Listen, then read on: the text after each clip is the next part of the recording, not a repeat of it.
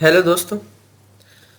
तो मैं आज बिल्कुल नई चीज़ के साथ आपके सामने आ रहा हूँ जो कि है एक नई प्रोग्रामिंग लैंग्वेज जावा।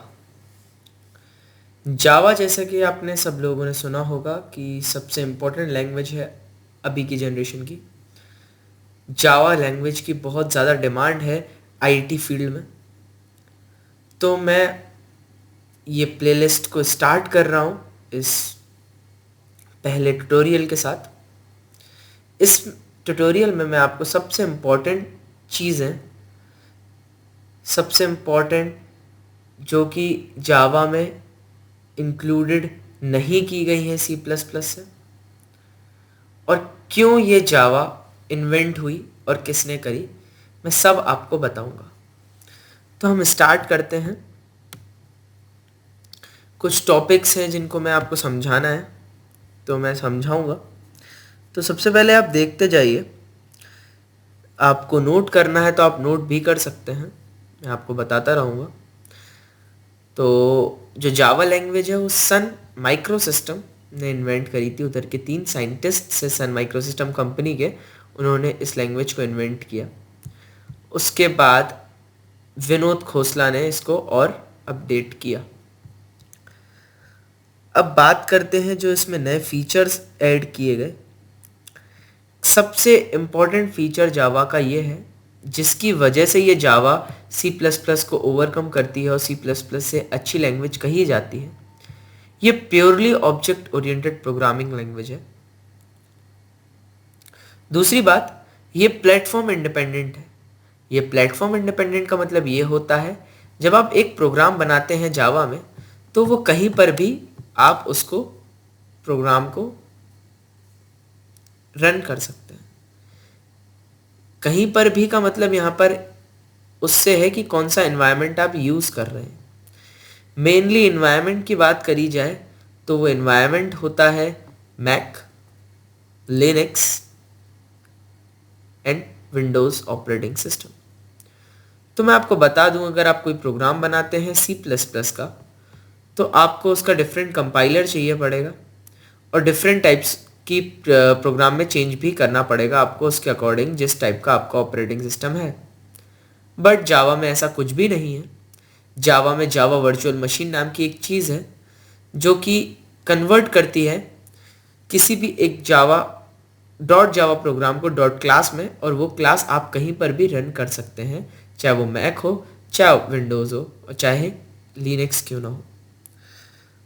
सेकेंड इम्पॉर्टेंट चीज़ जिसकी वजह से ये जावा मजबूर हो गई इस वर्ल्ड में इन्वेंट होने के लिए, वो थी WWW का invention, world wide web. World wide web से क्या हुआ कि हमें कोई भी चीज़ को इंटरनेट के थ्रू यूज़ करना है या इंटरनेट से लिंक करना है, इंटरनेट को एज ए इंटरफेस यूज़ करना है, तो हमें इस लैंग्वेज की ज़रूरत पड़ सकती है। इस वजह से जावा लैंग्वेज आई। तो अब मैं एक एक करके फीचर्स बताते जा रहा हूँ।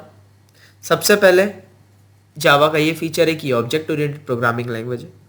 Second, Vora, right once run everywhere. Vora WORA, कहीं पर भी राइट करिए, ये रन सभी जगह पर होगा। फिर आता है pointer, no pointers in Java. Java doesn't have any pointer thing in it. No preprocessors, कोई भी प्री प्रोसेसर्स नहीं है। प्री प्रोसेसर वैसे भी सी प्लस प्लस में बहुत ही कम यूज़ होते थे, जैसे कि हैश इंक्लूड, हैश IFDEF, पर अब यहाँ पर एक भी प्री प्रोसेसर यूज़ नहीं होता है। कोई भी स्ट्रक्चर नहीं है, यूनियन नहीं है, एनम ENUM इनम कीवर्ड का कोई यूज़ नहीं है। Go to, type, def, size of, ये कोई भी ऑपरेटर यूज़ नहीं होते हैं। नो ऑपरेटर ओवरलोडिंग, लोगों को बहुत दिक्कत होती है ऑपरेटर ओवरलोडिंग से रिलेटेड। ऑपरेटर ओवरलोडिंग लोगों को समझ में नहीं आती है, तो आपको इसमें कोई चिंता की बात नहीं है। इस जावा में कोई भी ऑपरेटर ओवरलोडिंग नहीं है। फिर बात करते हैं auto type conversion. Automatic type conversion जो होता है वो इससे एक्सक्लूड किया गया है, ये फीचर, जिसकी वजह से हम प्रिसाइज टाइप का वैल्यू ले सकते हैं। डिफ़ॉल्ट आर्ग्यूमेंट यूज़ नहीं होते यहाँ पर।